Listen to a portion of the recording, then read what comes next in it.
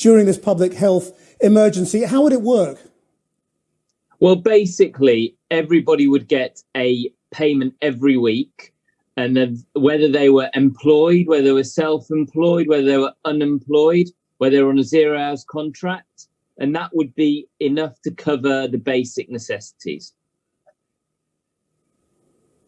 And how would you answer the simple point that not everybody needs it? Well, I mean, we used to have child benefit, universal child benefit, everybody needed it. There'll have to be a call for people to sign up so they can be paid who aren't, for instance, on benefits now. And so if you don't feel you need it, just don't give HMRC your payment details and you won't get it. So how much would it be, and how would it be paid for? Well, I mean, first of all, how would it be paid for?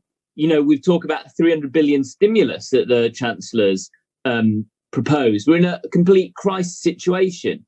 We need to make sure people have economic security.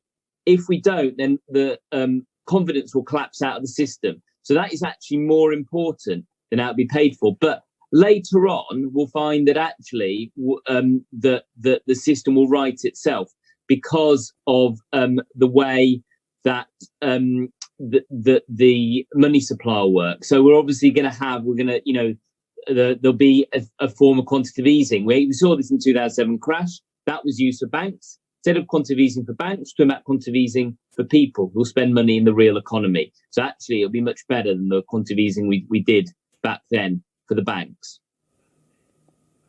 A lot of people have been talking about this, but it does have its critics. And one of the big criticisms is once you have a lot of people who are reliant on a universal basic income to meet their basic needs, it becomes very difficult to take that away.